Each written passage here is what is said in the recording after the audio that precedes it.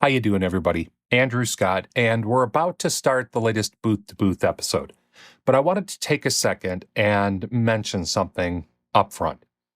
Now, if you've been following me for a while, you probably know that I tend to try to stay apolitical. I don't feel that my content and my education is really tied to one political ideology or another. And I just try to, at times, not go there.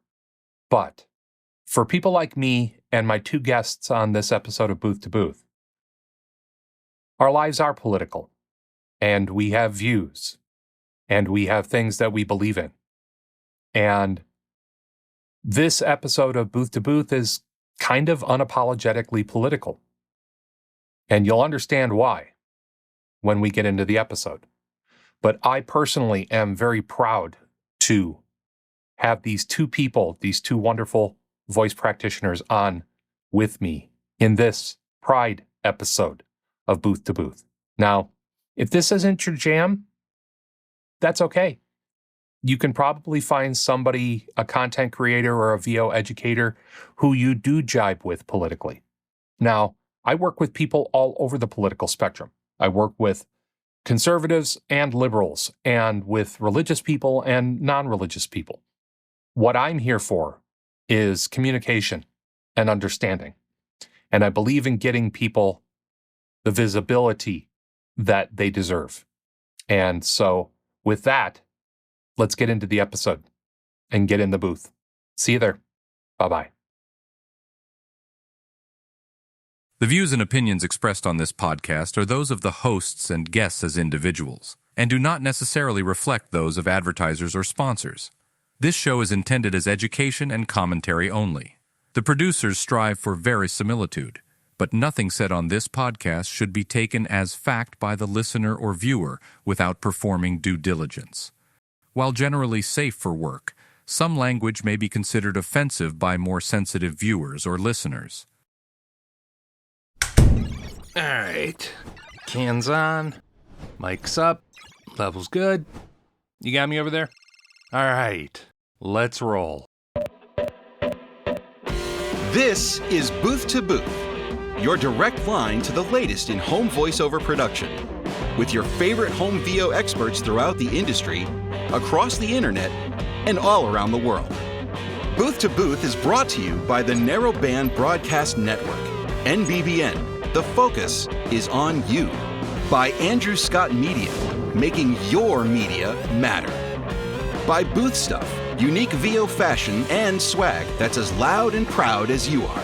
And by the kind support of our viewers and listeners all around the world via KOFI. KOFI, helping you give back to the creators that help you the most. The session clock is running and all the mics are hot. So let's patch in and get this session started. Here's your host, VO coach, narrator, and producer, Andrew Scott.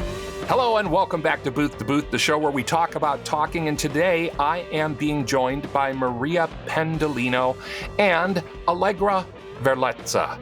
I got him right? Did I get him right? Yeah, oh, yay. Okay, good. And today is a really special show for me as a member of this community. This, of course, is June, and this is Pride Month. And I really am, and most of my viewers and listeners know, I'm really passionate about making sure that people who are underrepresented get seen in this industry. And both Maria and Allegra bring a very unique view of the voiceover world into the discussion because they are both part of an organization, at least one organization, called Blue Wave Voiceover. And they are very forward in representing LGBTQIA talent. And I'd like to welcome both of you, Maria, Allegra. Thank you so much for coming on Booth to Booth. How are you guys doing today? Yeah, thanks for having us. Doing great. Yeah, I'm good. I'm really excited to talk about all things voiceover queerness at all. There you go. And, for my audience, I want you to know that if you're not queer, that's okay. We're pretty cool with that as well. But the thing that I want people who might be tuning in right now and are thinking about maybe tuning away if you're not part of the LGBTQAI plus community is maybe stick around and listen to this different perspective on our industry, because there's a lot going on right now in the voiceover world on whole. But of course, there's also a lot going on in the realms of representation and visibility. And if you're a struggling voice talent of any level, seeing the view from a different perspective might actually give you some tools in which to bring up your own visibility, either commercially or just to be seen as a person. Maria, let's start with you. How'd you get into this wacky world that we're in, sitting in tiny little rooms and boxes with a bunch of foam? Yeah, padded room all by myself as your favorite extrovert's extrovert. What a way to go. So I grew up acting. I was a very sassy 11-year-old auditioning for community theater productions of things like The Sound of Music and My Fair Lady and Joseph in the Amazing Technicolor Dreamcoat. And I was in my parents' basement, like scream singing Broadway musicals from CDs that I had bought from my babysitting money and dreaming of being on Broadway. I went to college for theater. I moved to New York right after I graduated and wanted to, pound the pavement and become an actor. I took a slightly circuitous route in that I had a full-time job working in banking for several years. So my acting career at the very beginning was me doing off, off, off, off, off, off, off, off, off, off Broadway, Yeah. or things like the cabaret scene, like at the Duplex and Danny's Skylight Room and all of these places where you could kind of like weave things in between your day job, things rehearsed at nights and weekends. You could get the cabaret slot at 11:30 at night. Sure. So I tried to make it work. And then the recession between kind of 2008, 2010 was a real wake up call for me. I was sitting in a cubicle graveyard, just kind of waiting to see if I was going to get laid off.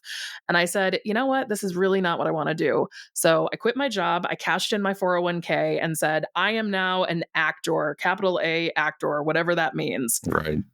And I was auditioning for everything from theater in a barn in New Hampshire for $150 to like Boardwalk Empire, like the gamut of what an acting career in New York could look like. And during that time, when I started booking some TV and film gigs, I was looking for ways that I could maybe make money as an actor in between, waiting for the next thing. And someone said, hey, commercials kind of move really quickly. Maybe that's something you could get into. I never thought of myself as a commercial type. I'm a plus size woman. I don't see a lot of people like me in commercials. So it wasn't something that I wanted to go into.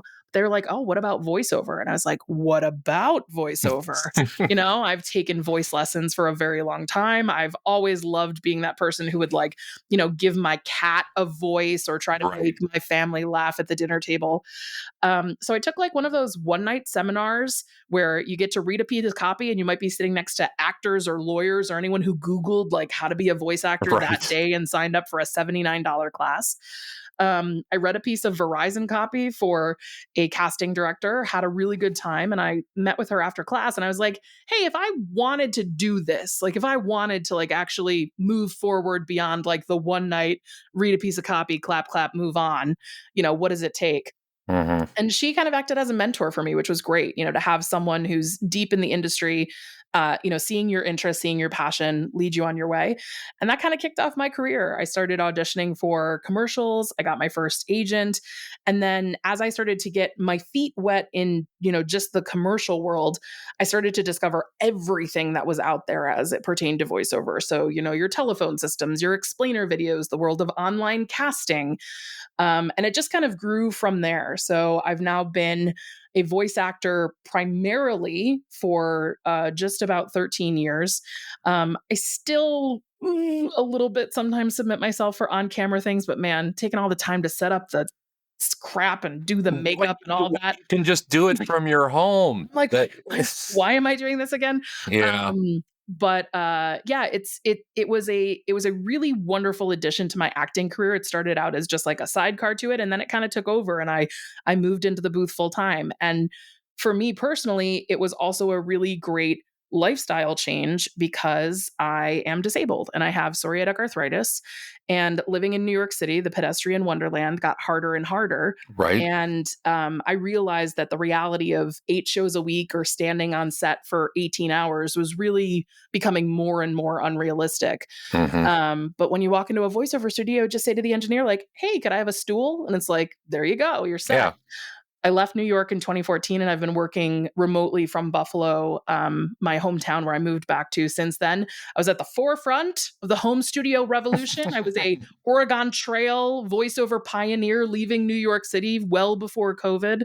And when it hit in March 2020, it was like, oh, who has studios? What's Source Connect? I was like, I know what Source Connect is. I know. And it's like, this is what we've trained for. Like, put me in. I was just going to say, I've said so many times, either on my YouTube channel or in the podcast, that, you know, when the pandemic hit, 99.9% of the people were freaking out, and all us voiceover people were going, yes, we are already set up. We are ready to go.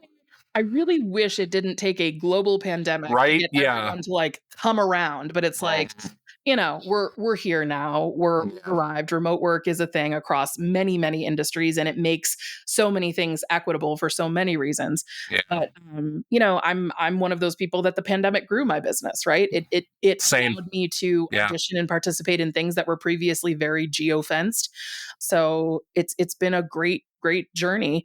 And I really love being able to say that I am a working actor from home. And I think there's very few people who can say that outside of our community. And it's something that I'm really, really proud of. Yeah, there's a quiet cachet that goes with the fact that your commute is from the bedroom to your booth, stepping over cat toys. That's kind of cool. Allegra, how about you? How'd you get into this? Yeah. Well, I'm coming up on my 3-year mark of being a full-time voice actor, which is just wild. Thank you both.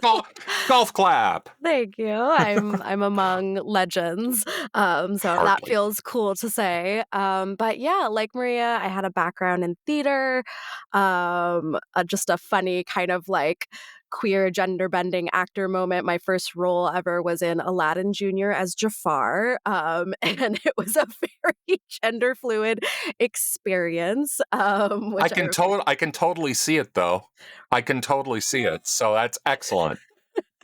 So yeah, that was my big break. And yeah, I veered into playwriting and screenwriting for a bit. Then I veered into gender studies, got my degree in gender studies. So it's kind of always been this balance for me of artistic and acting interests and then social justice advocacy interests.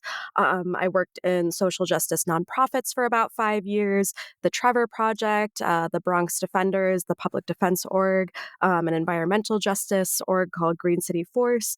And then the pandemic happened and I got laid off from that last job as an office manager. And by that point, I had also been starting to take voiceover classes for about 9 months.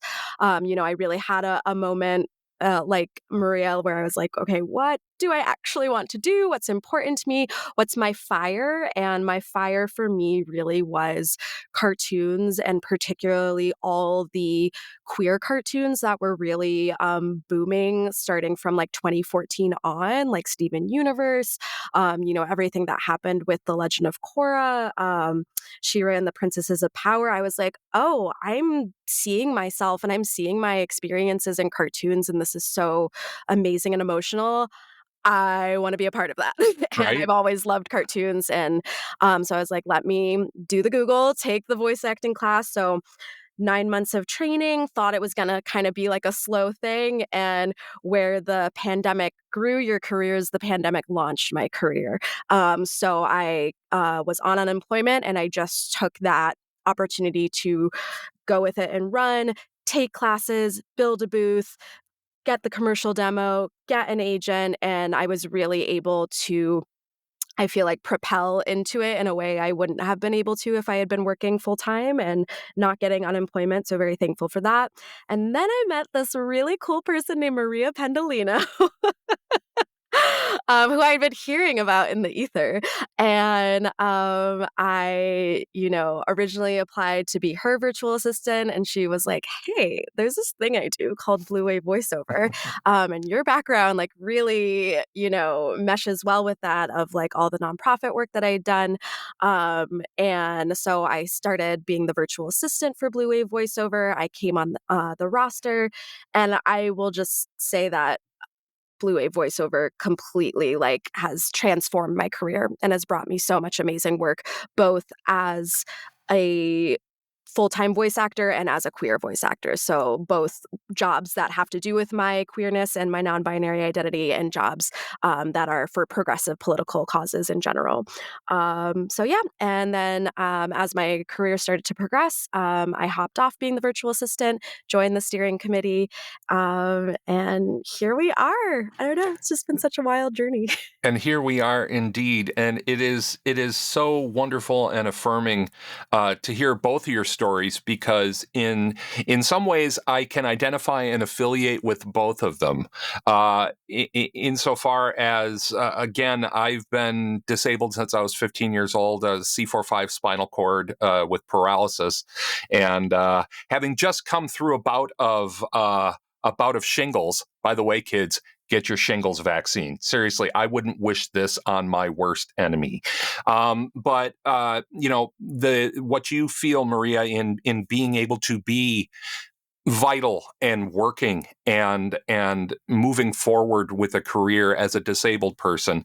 And then honestly, Allegra, you and I are very similar in that we kind of thought about starting doing this, and we kind of started it a little bit, and we were planning on this long ramp up time. My business lit up within the first 3 weeks of buying a used Blue Snowball microphone. I did a paid voiceover for a large government agency in the United States, and it was just go from there. And then shortly after that, I did a humongous audiobook for the Christopher and Dana Reeve Foundation.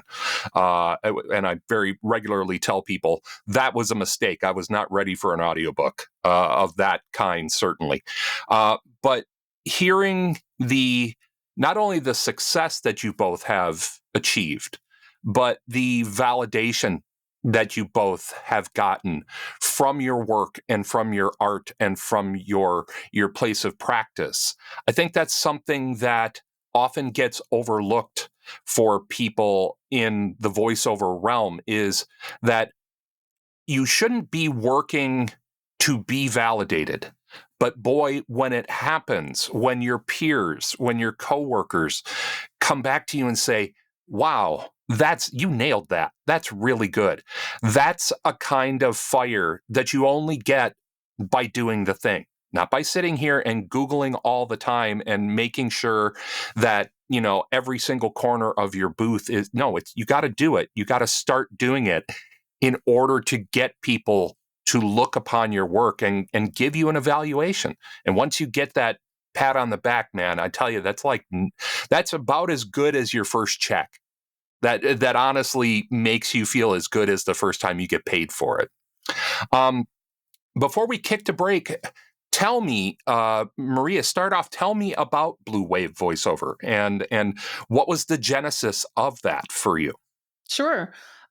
So it was kind of the summer of 2019, and we were going to be gearing up for the presidential election between Donald Trump and Joe Biden. Mm-hmm. And I really did not want Trump to get elected.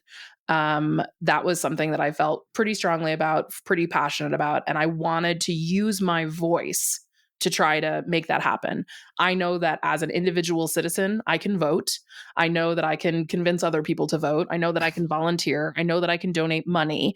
But I think there's limitations on that, right? There's limitations as to how far I can affect change with what I'm able to do, especially as a person sitting in a firmly blue electoral state in New York.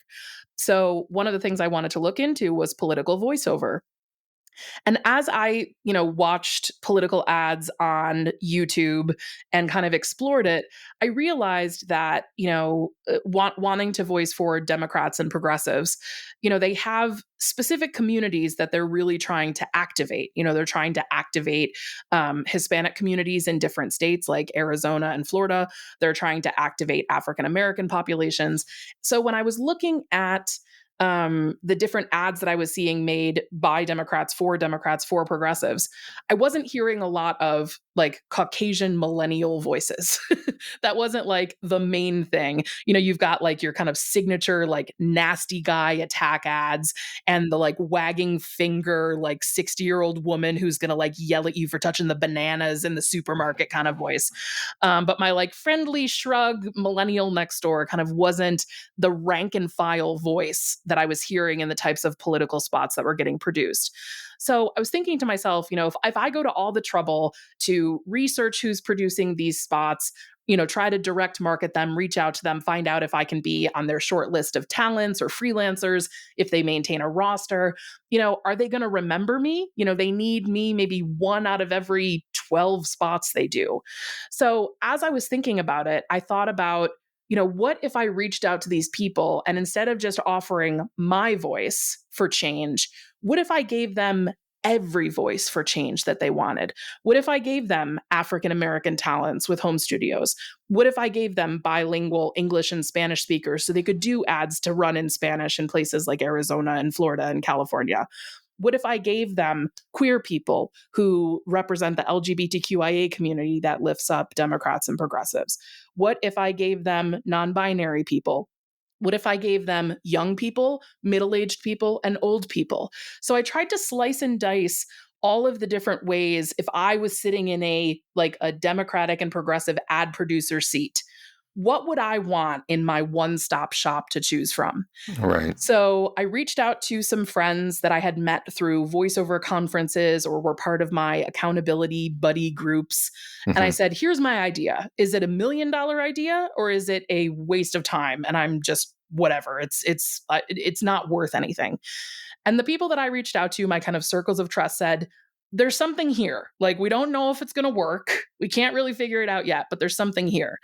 So the first kind of iteration of Blue Wave was about 20 people. And the idea was everybody had their own lane that they were kind of running in. And of course, there's some, flexibility between stuff. We see specs that come out in age ranges like 25 to 40. And it's like, well, that person is could potentially be in one generation or another, but like it's flexible. But this idea that kind of everybody had a lane that they were like the number one voice of that lane and then could, move between some of the other lanes.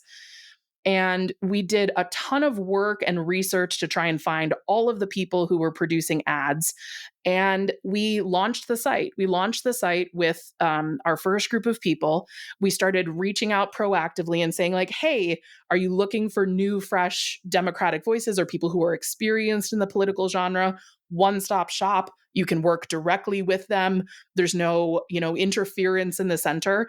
And we really tried to split the difference between, one single talents website where you get one voice and an online casting site where you have 175,000 voices and you don't know if you're getting someone who's a professional with a studio or someone who's like holding their snowball in their bathtub because they think the acoustics are better there and they just don't know any better, right?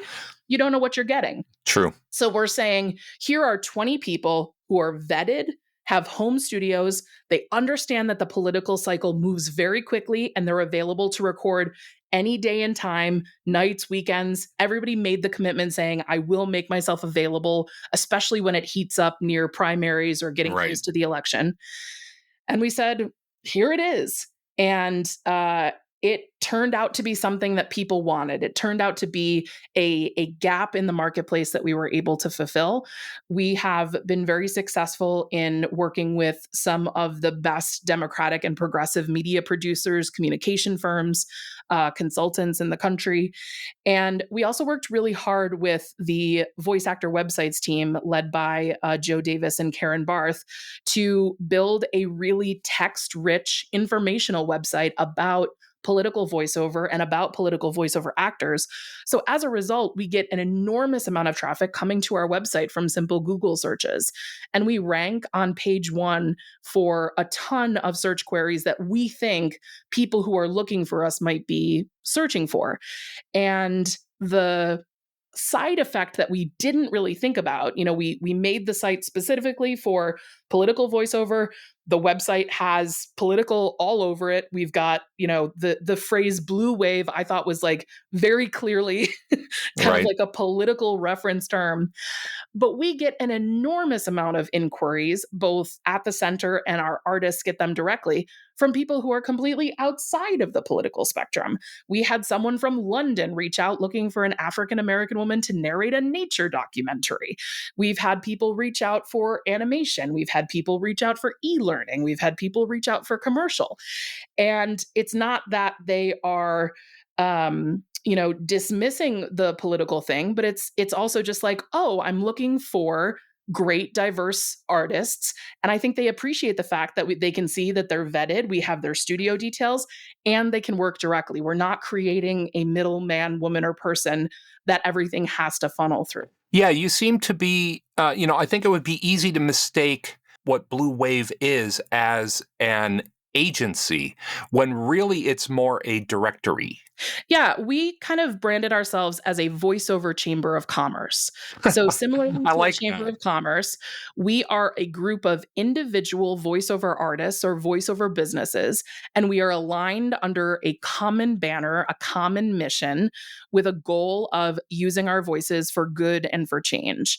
And with that mentality, we are set up in a way that allows everyone to share in the success when people choose their voice. We can't control who the client wants to choose. We can't control, it's the same thing as a chamber of commerce that's got restaurants and hair salons and dog groomers, whatever. You can't control who the people in the community are going to go to, but all of you together as businesses are excited about growing the business within your community. So we as individual artists are excited about growing the business within this community that we've built. And collectively, we are all hoping to elevate each other's businesses by growing this brand together. Sure, it's the rising tide floating all boats. Exactly. I want to be really clear that I personally, in the stuff that I'm putting out there, I try to be apolitical by way of message. However, I have a political affiliation of my own, and, you two as well do. But I think what's really significant for me here in the story of Blue Wave is this idea of twofold. Number one, niching down and finding that gap in the market. That is really important, and I think is often overlooked by way of approach with a new voice talent when they're trying to find that way in. They're trying to find that crack in the wall. Really stepping back and feeling where your voice might fit, not where you perceive it to fit, because a lot of times we come with a preconception of, I am an ASMR guy, or I am I do promo work. One of the things that I discovered that my voice has been used for countless times is IVR and voicemail systems. Never in a million years did I think about that as a place where I would be able to cut a hole for myself. I've done hundreds and hundreds of hours worth of that work simply because, as you were saying, Maria, somebody came in, heard me in a different place and went, hey, would you be interested in doing this? And then I'd done that, and then I had that in my reel, and then all of a sudden 2-3 more pop up, and the next thing you know, I'm the voice of a huge research university in the Midwest. And, they were a regular client of mine for years because the turnover in that means that many people come, many people go. The IVR has to be updated all the time. But the other thing that it really points me to is that banding together at times, especially when you're struggling, especially when you're just starting out and you don't have the reel and you don't have the credential and you don't have the track record. Getting in with a group of people, even a practice group, or as you said, an accountability group, you never know what those things will turn into. And quite often, pooling resources, even as beginning talent, can crack something open where everybody can file in. And so I don't want it to be we're three Democrats sitting here talking, for as much as that might be important to us, and we'll continue on with that discussion in a few minutes. But the power of standing together, the power of being in community, a real community, not one of 90,000 people on Reddit. Hello, Reddit friends. But, getting in with a like-minded group of practitioners and working together can quite often accomplish a whole lot more than you sitting there in your booth by yourself. Allegra, how did you wind up coming on with Blue Wave? You said that you started off kind of working as the VPA, and how did you get so enmeshed so quickly?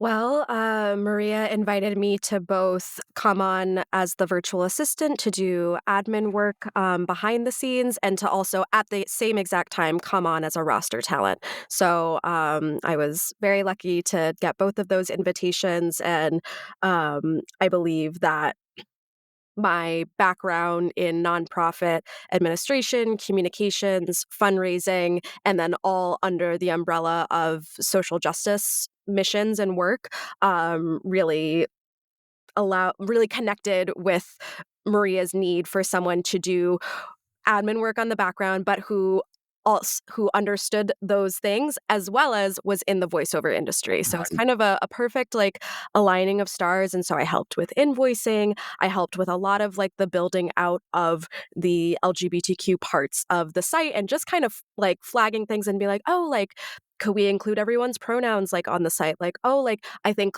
this would be a helpful category to add, or breaking out LGBTQ plus into non-binary, trans, and gender non-conforming, just things of my own knowledge and experience. And then as I was getting into the voiceover industry, noticing could be helpful. And Maria was just always so welcoming of those ideas. And then as I was, answering casting emails, I was also auditioning.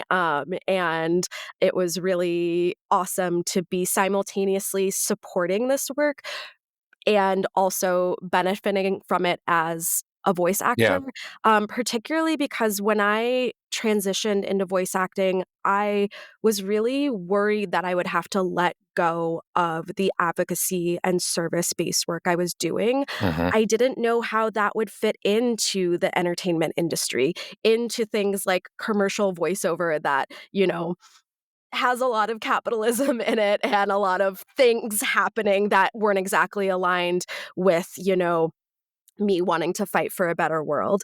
And so it was so amazing to see a group of voice actors standing in exactly who they were.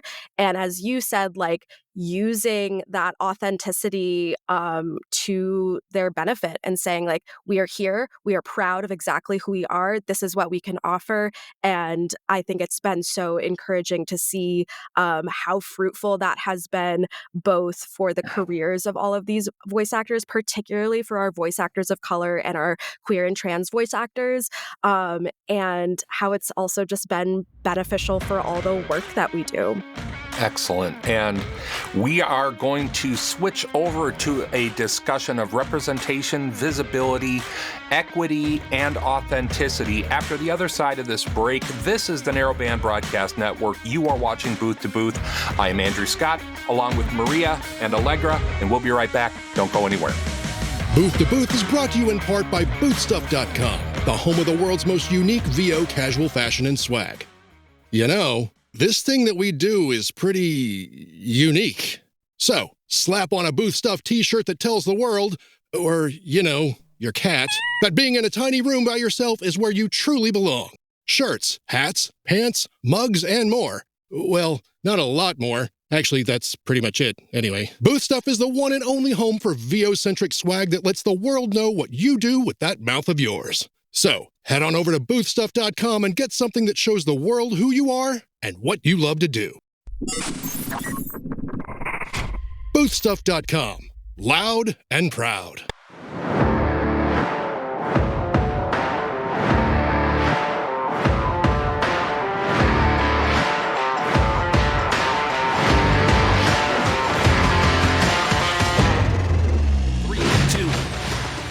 And hello and welcome back to Booth to Booth on the Narrowband Broadcast Network. I am Andrew Scott, and I am talking with Maria and Allegra, who are both involved, and one of them is the founder of Blue Wave Voiceover. But we're going to switch tack here a little bit and talk about something that all three of us are pretty passionate about, and that is visibility, representation, equity, and authenticity in voice work.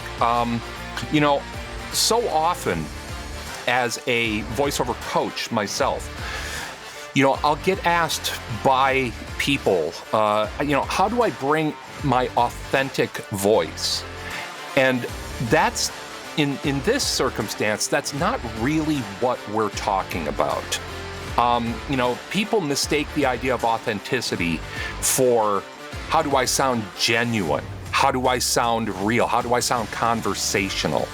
The authenticity that we're discussing is the authenticity of self, the authenticity of the talent, and what they bring to the mic by way of their life and their lived experience. And, Allegra, before we jumped out to break, you were saying something about how when you were in the show business bubble, when you were, trying to elbow room in there, you were fearful that you would have to give up or at least minimize the passionate causes that you were giving a big chunk of your bandwidth to. You felt that you would maybe have to step back from them or minimize them or shadow them in order to stay commercially viable. And I'm really encouraged to hear that through Blue Wave, you've not only been able to not have to do that. I guess that's a double negative or a triple positive. I can't figure that out. But actually incorporate your passions and your pursuits and your issues into what you do as a voice talent. How did, and I guess I'm looking for a little bit of a cheer me up story in this regard. How did it feel when you suddenly realized that you could be your 100% authentic self in the booth, on the microphone, and not have to worry about who you are being a barrier in your career?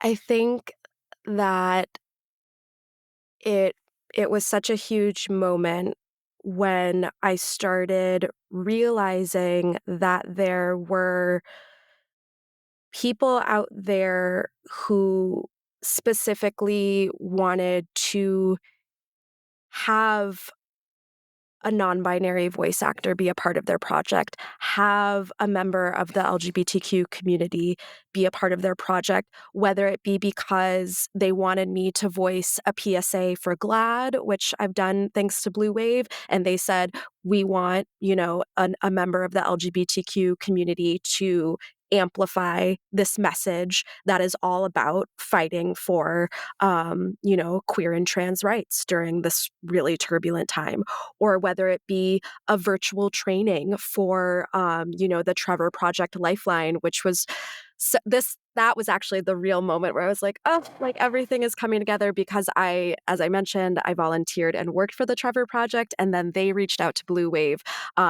looking for a non-binary talent to voice a PSA as well as be a part of their virtual Lifeline training. And I'm like, I took that training. I worked as a Lifeline counselor. I did that work. Was there some point where you went, hi, it's me, I'm back? When they, reached out, I was just like, also, like, I was a part of this organization and I was kind of talking to a middle person. But then it was fun when I got on the session with the people, and it was no one I had worked with, but I was like, Yeah. Hey, Like, again. oh my God, that is just so magical. And for them, they were like, we didn't even actually know that you were a former Trevor County. Yeah, so there was no nepotism or anything involved. There was no connections back. No. It was just suddenly this happy coinky dink, and here I am again. Yeah.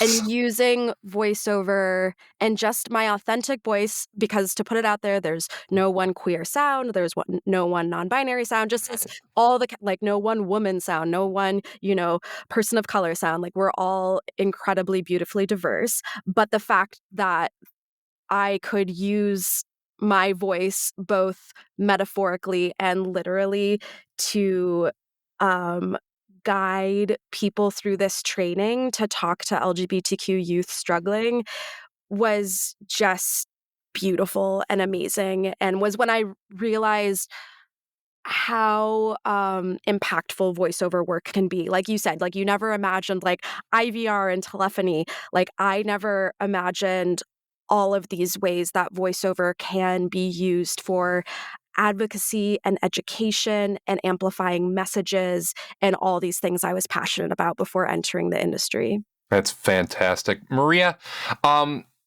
when did it really occur to you to have as part of your core mission visibility for underserved communities? I mean, obviously there was the political side of things. And I imagine there's an argument to be made that part and parcel of that political view is bringing more voices into the mix. But when did it kind of click to you that, there's a certain bandwidth of people that need support, and I want to be part of that increasing visibility? I don't know if there was any one moment, but I think I became really cognizant of the power I had as a white woman in this industry when the discussion around Hank Azaria voicing Apu on The Simpsons kind of bubbled up to like the national discussion. Right.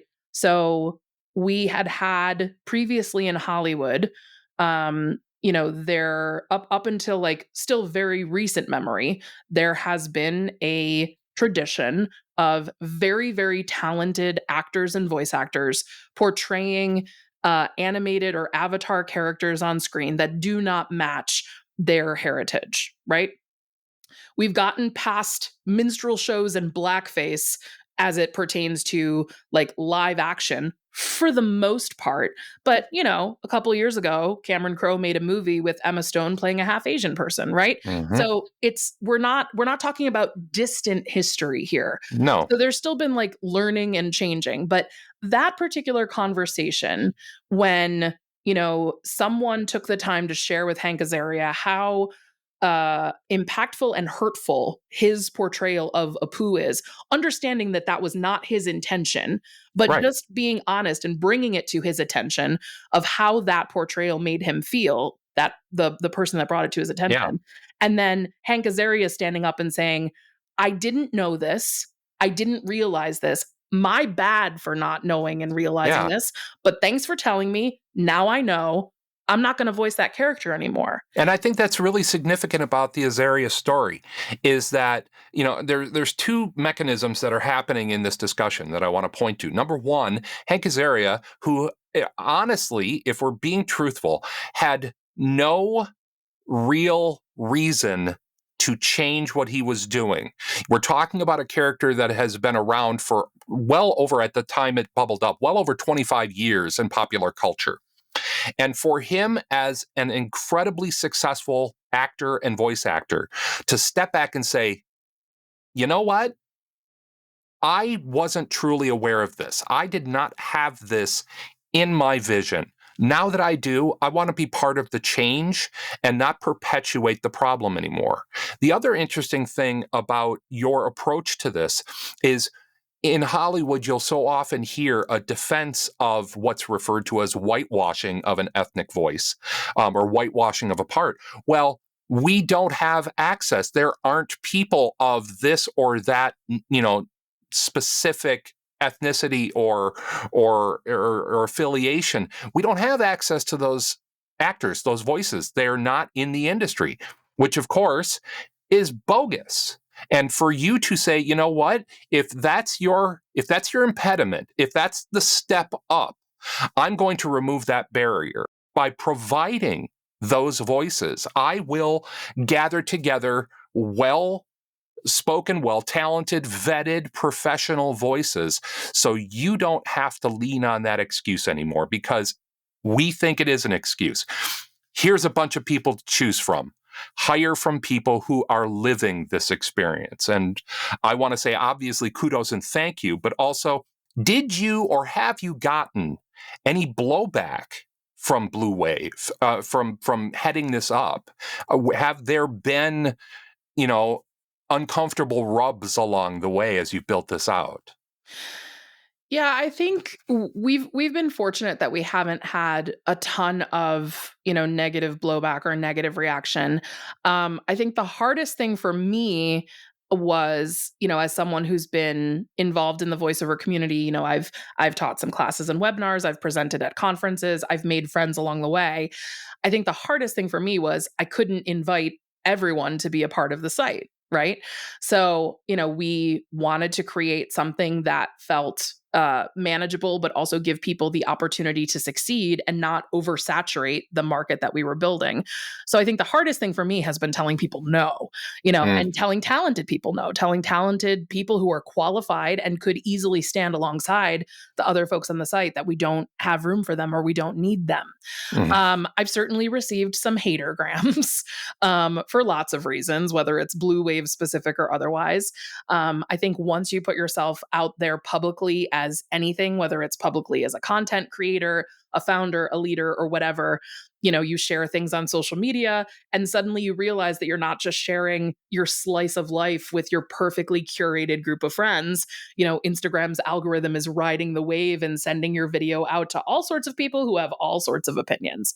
Yeah. So I think having a really good relationship with your therapist and your friends, not reading the comments, staying off of local news comment sites, all of those types of things is a big part of self-preservation.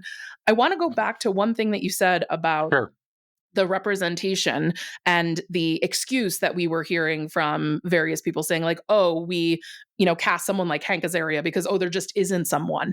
The reason that there isn't someone is that there's been unbelievable systemic exclusion.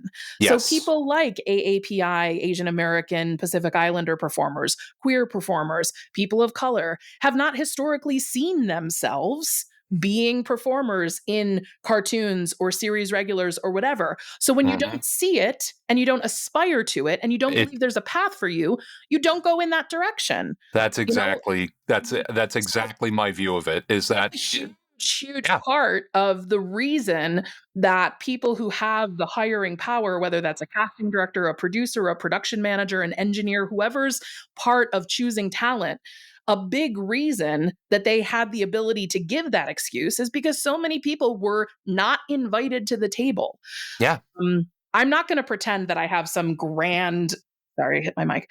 I'm not going to pretend that I have some grand message that I wanted to change the world and bring all of this work to everyone. It didn't come from a purely altruistic place, but I do believe in the idea of, as I'm moving up the ladder, it's important for me to look down and see who needs a leg up.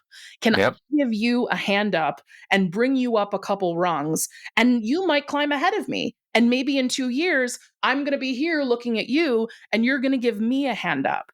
And that for me is my philosophy. And that is part of why I decided to invest my time and energy in something like Blue Wave and marketing 20 people's voiceover businesses instead of just my own, because I believed that it would eventually, like you said, a rising tide is going to lift all boats.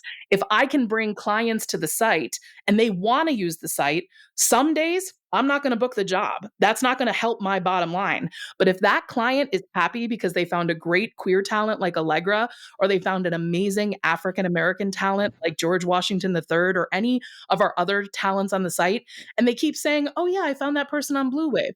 Oh yeah, that worked out great from Blue Wave. then that person's going to come back. They're going to become a net promoter for us. They're going to say, oh, you needed Sure. voiceover talent? Let me refer you to this. We've had a lot of people email us and say, oh, so-and-so used you and they said you were great. Oh, so-and-so mentioned your site. That to me is the value that I bring to my own business. And that's why it's not purely altruistic, because I know that I might be able to financially benefit from the fact that our clients and the people who are using our site are finding phenomenal talents that represent this whole spectrum of heritage, of authenticity, of background, of gender identity, however you want to slice it and dice it. And I think that that's key here when we're talking about authenticity. For the three of us as working voice talents, when you've been doing this for a while, there is a very fine frequency in any read that carries the signature of authenticity. And it's this special magical spice put into a recording that, honest to gosh, cannot be faked. It really can't. And I think that that's something that, when I'm coaching, my rule is any working voice talent should be willing to throw themselves at any piece of copy at any given time of day and at least get it in the ballpark, at least have it be passable. And then the refinement process happens. And a lot of times you'll wind up getting blocked at that point because you start feeling imposter syndrome if you really don't affiliate personally with that message. Quite often, that's the deciding factor between, yeah, I feel good about doing this piece versus maybe somebody else should get this. Imposter syndrome, I think for us voice talent who are either in the LGBTQIA space or in the disabled space, we deal with imposter syndrome a lot. I've got a question from a user of mine on my Discord server, whom I'm going to keep them anonymous. But they say, as a non-binary voice actor, oftentimes it feels like I'm faking it on account of not being out to their family and being apprehensive about explicitly saying it for professional purposes, on their website or in introductions to agents that they're talking to. This person wants to know how you, the collective, you guys, how did you overcome this imposter syndrome for gender? So specifically, I'm going to throw this to Allegra. Allegra, how did you navigate, or how do you actively navigate those feelings of imposter syndrome? And what steps did you use to get yourself into that comfortable place of, no, this is me. You're hiring this. Therapy. Yeah, right. But truly, I think it is the fact that I came to voiceover a little later in my life journey. Let's see, I came to it at 27. And so at that point, I had been out for almost 10 years. I came out as bi when I was 18, came more into the word queer a few years later, and kind of still feel both and whatnot. I'm a multiple gender loving person. And then came into my gender fluid and non-binary identity a few years later, around 23. So coming into voiceover, the timing was right for me because I had done so much work by that point to feel unconditional love for myself and surround myself with people both queer and straight, both cisgender and transgender and non-binary, who all unapologetically love themselves, have hard days for sure, but really invested my time in therapy, community, what content I'm looking at that is celebrating of who I am. And so I will say that it wasn't perfect when I got into voiceover. It definitely felt exposing. It definitely felt, particularly around my gender, I was very proud to be non-binary and gender fluid, but there was these scary feelings of okay, wow, yeah, I just gotta put it out there, or I could not, but that feels very bad. Right. And gender gets brought up a lot in voiceover. So Yeah. that also, like, I was like, whoa, like, it's so wild, like, how, like, you don't think about it until it's happening, but, like, we're all navigating how much gender comes up in voiceover. Sure. And so I was like, I think I gotta really put my best foot forward and, and I've loved how inclusive the community has been, but there's a lot of education to be done, even among allies. So I don't run into people who are hateful at all, but I run into well-meaning allies who just, like, aren't as educated or a little nervous, and so which leads to I get misgendered a lot in voiceover spaces, people not sharing pronouns, people just not having an understanding that gender is a spectrum, and that there's more than two genders. And sorry, I'm going many No, tangents, but totally fine. so I realized I was like, okay, I think I'm gonna have to do some educating, and I, can maneuver that in a healthy way for me. I don't always have to be the teacher, but I just learned pretty quickly, like, I'm always gonna have to be the person that, like, introduces myself with my pronouns first, asks other people their pronouns, and just the way I talk about gender in classes and with my agents, I'm gonna have to tell my agents, every time a client books me, can you tell them my pronouns? Because I keep getting misgendered in sessions and it's really tough. And I don't know how to tell Toyota to stop Right. misgendering me. Yeah. Yeah.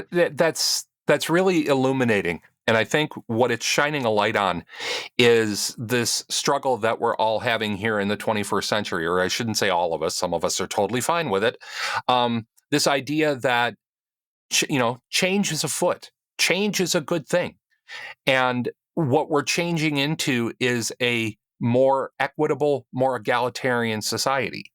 And there's going to be growing pains with that. And there's going to be times where we have to be willing to educate those people that we're interfacing with in order to get them to see that this is an issue. This is just the same thing of, if you don't see it, it's not a problem. You just kind of carry on the way you always have.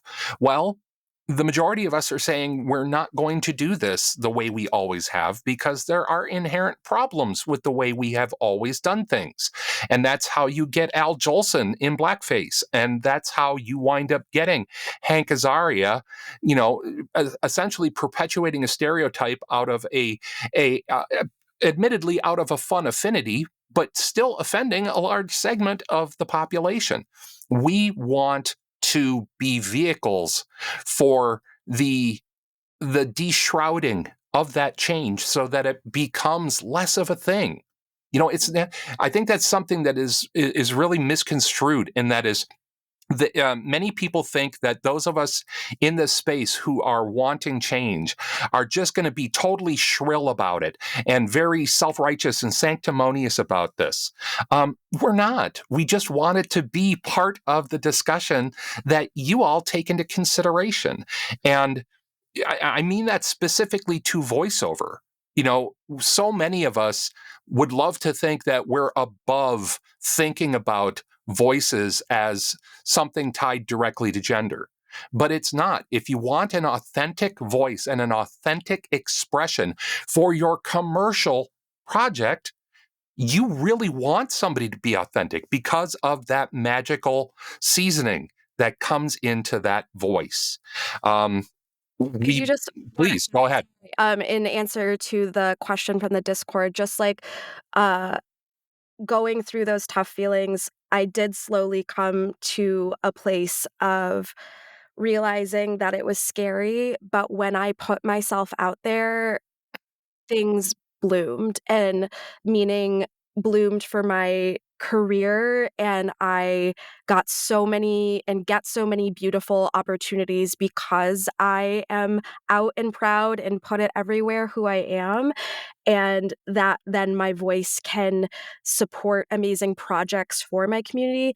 And then I have gotten many messages from people that are like, hey, like, I have, like, been following you and watching you online, and I just want to say, like, you being yourself like makes me feel less alone. And even one person once was like, I've been like struggling to come out as non-binary for a few years, and just seeing you like live your life and be out, and then like voice cool queer audiobooks like is so inspiring. So just know that you are like not alone in the fear and the vulnerability, and connect with other non-binary voice actors, like message me, um, because like we're all here and we're all going through it together. And I think it's to that point of like connect with other people in their booths. I think there's an old saying that there's nothing that feels as scary as standing naked on top of a mountain.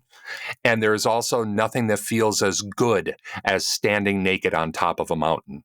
And so that's really where many of us have had to get, either with our gender expressions or our disabilities, being and living our truths and being examples of the embodiment of positivity. I know I'm getting all very hippie and woo-woo, but that's significant, right? It's significant, and it's more significant than anybody thinks from a commercial side of things. If you think about the advertisements that actually touch you as a person, there is an authenticity to those reads that, as I said before, can't be faked. And finding, both you, Maria, and Allegra, that this place of authenticity is not only freeing for you as a person, but is also commercially valuable. I don't mean to always bring it back around to money, but It's real. we're here to make dough, and being able to use that as a selling point. I will fit your material because I live your material. And you can't say that about many other people on a pay-to-play casting site unless they are, out enough to make it known. And that point about commercial viability, I think, is really timely. And I know that Allegra wanted to touch on this if we have some time to talk about it. Absolutely. There's a It's my huge show. We difference. can go as long as we want. There's such a huge difference in embracing it because you want to and you believe in the authenticity, and wanting to use it for like the stamp, right? Just the rubber stamping. And I think that's what we're seeing with the types of things that have happened in the marketplace with Budweiser and with Target. Like the difference between choosing to represent a community authentically and engage that community authentically with their writers, their artists, their producers, whatever it is, versus just saying like, oh, we think reaching out to this community is going to help us make money. So we're going to do that and put a stamp on it. And here's your rainbows coming out of everybody's butt. Right. And we see what happens when it's not rooted in a real thing, right? I don't want to dominate the conversation about this because, Allegra, I know you have a lot of feelings about it. So I'm going to hand it over to you. I'll tee you up to talk a little bit about how you've been feeling about what's happening in the commercial marketplace as it pertains to Pride Month. Yeah, please. It's a tough time for queer voice actors because what I just said is all the beautiful side of it. Right. And then there's the side of it that's tokenizing, that's exploitative, that's inviting queer creatives in to amplify your brand and make you money, and then abandoning them, and then exposing them to real life violence online and IRL. And that's what happened to both Dylan Mulvaney, the trans woman who voiced the Budweiser, or not voiced, I wish she voiced, who was the, on the ads for Budweiser. And then they totally like distanced themselves from her and kind of left her in the dust in the face of all this vitriol. And then what happened with Target, and I actually voiced the Radio Pride commercial for Target, and that felt amazing when I booked it and when I did it, and the session was amazing. And then it's been so heartbreaking and indescribable then to watch what's happened with Target's response, which I do think is cowardly, and there was a different way to go about it rather than completely pulling the Pride merchandise when they worked with these artists for a year. They invited in these queer and trans artists to make merchandise, to have it celebrated, to make it specifically for this campaign. And within a week of a loud, bigoted majority, committing violence and frankly acting like children in a department store, they completely abandoned those creators. And so those creators are not now seeing the profits from their art. It's being moved to the back of stores. Even people going into the store asking, like, can I get this t-shirt? And that t-shirt is available, it not being sold to them because it's been recalled. So Right. it's just really messed up. And then also like bigots coming to their inboxes. So that is not the way to be an ally to creatives, to queer and trans creatives. And what's also really disturbing is there is a complete kind of what's the word? Like, companies are not doing Pride campaigns this year. And Right. this is news that has kind of just become very apparent to queer and trans creatives in the past 2 to 3 weeks. From drag queens to voice actors to like other kinds of actors to artist designers, they're not getting Pride bookings. And June is one of the most lucrative months for so many of us that we depend on for our survival the rest of the year, the way other people depend on different times of work. Sure. And so companies are not rolling out their rainbow logos. They are not doing campaigns when they've done Pride campaigns for 10 to 15 years. And it's clear because it is too polarizing to support queer and trans people, meaning it's not profitable. Mm-hmm. So it's just a real time of, I think, just for queer and trans creatives to understand their value and understand their worth and be in solidarity with one another and just be thoughtful when those Pride campaigns come back next year, and be thoughtful in we deserve partnerships that are not just rainbow capitalism and the stamp, as Maria said. We deserve collaborators that actually believe in the message that they're amplifying. Target's line was "Take Pride," and they took Pride to the back of the store. So yeah, it's been a hard time, but also I love GLAAD's slogan this year is "You can't ban queer joy." You can't ban it, and we have survived worse, and we will survive this again. And when those companies come back, the rates might be higher. So just Who knows? Yeah. And, to say that I feel all the things that you said is kind of an understatement.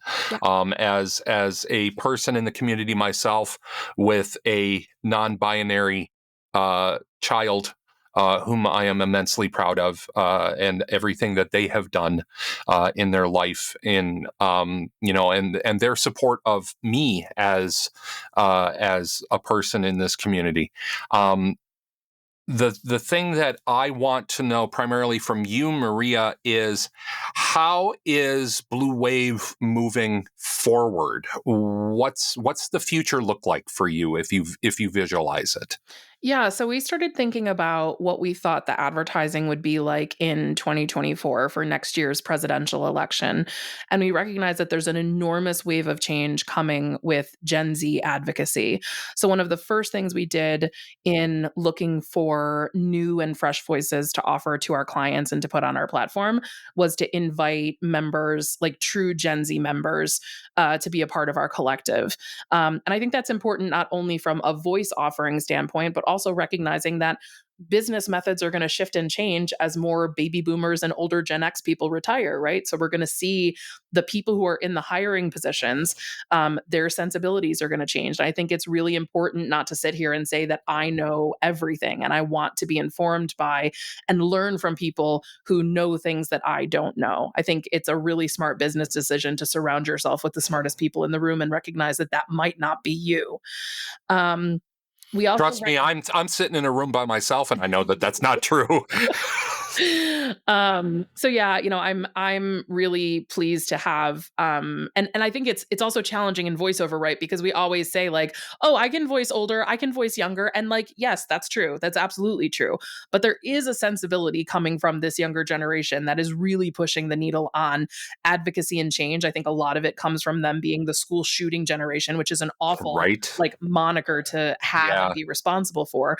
But every time I see another Gen Z lawmaker get elected or another Gen Z advocate coming out of like the Florida school shooting group that really moved like some of the marches forward and things like that a couple years ago. Like I want to bring those people into the fold. I want to amplify those voices for sure.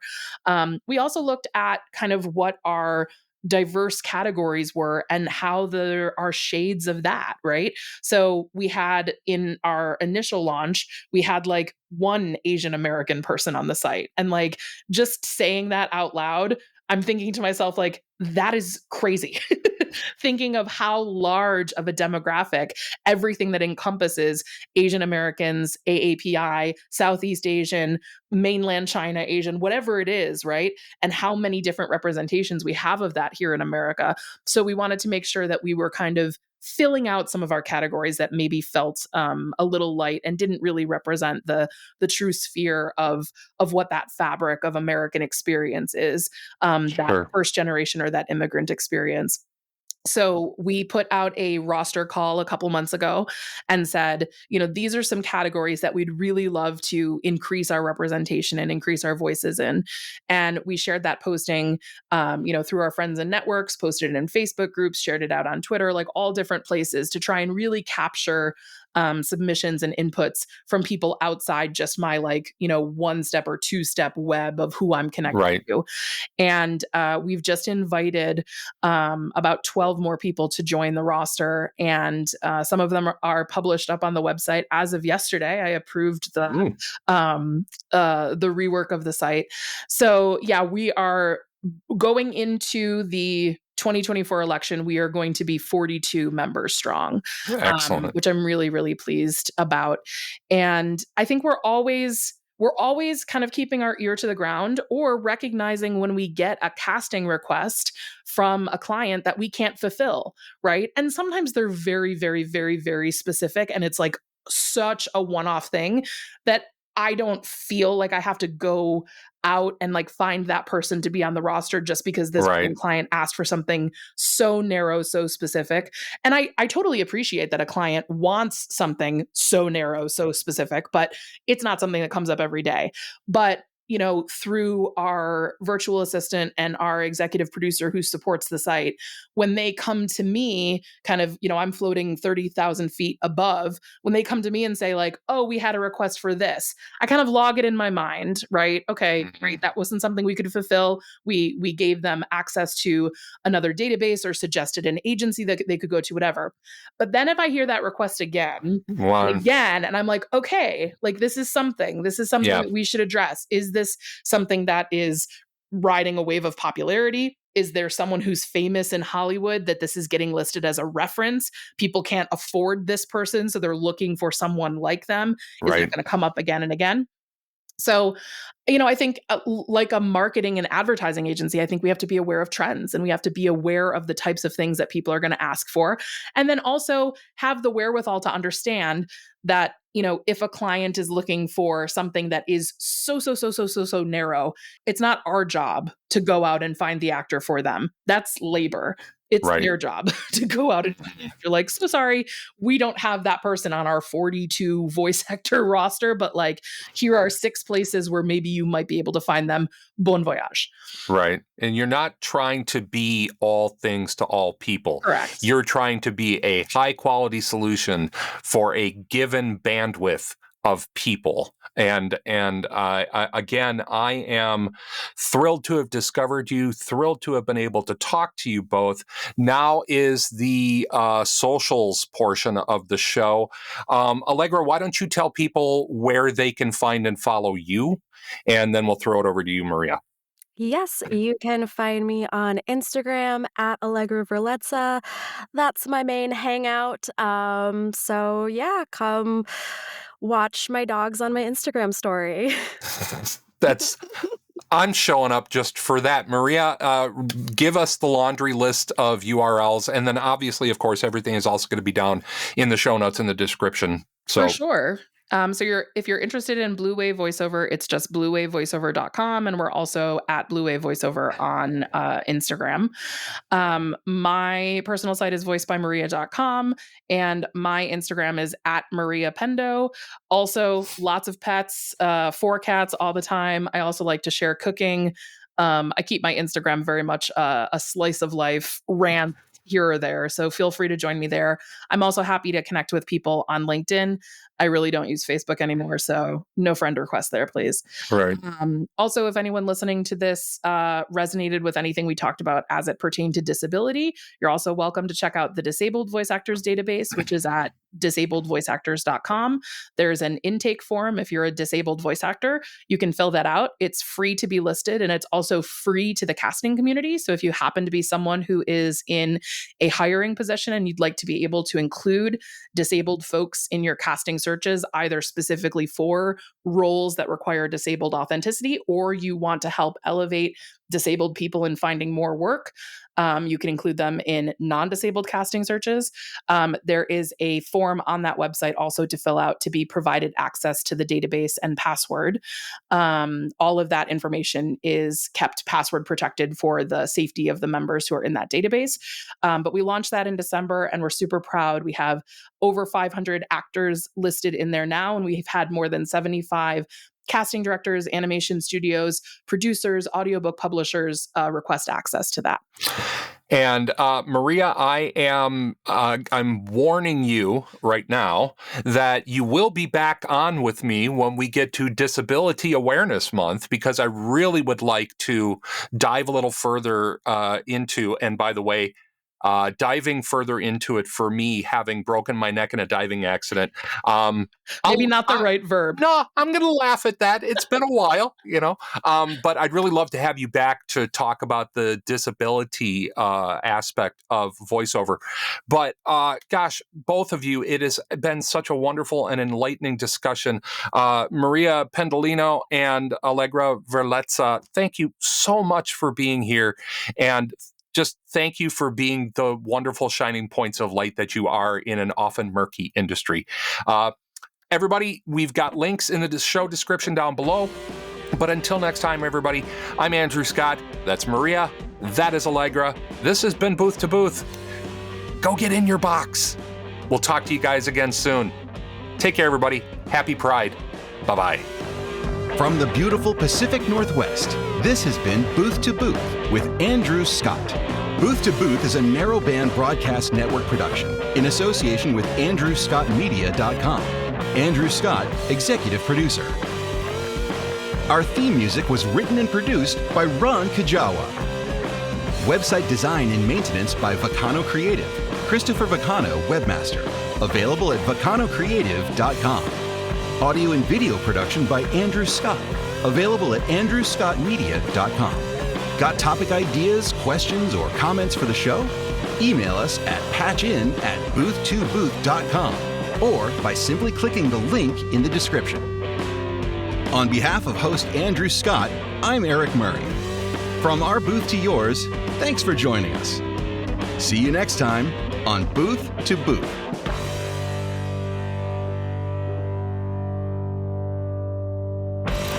NBBN.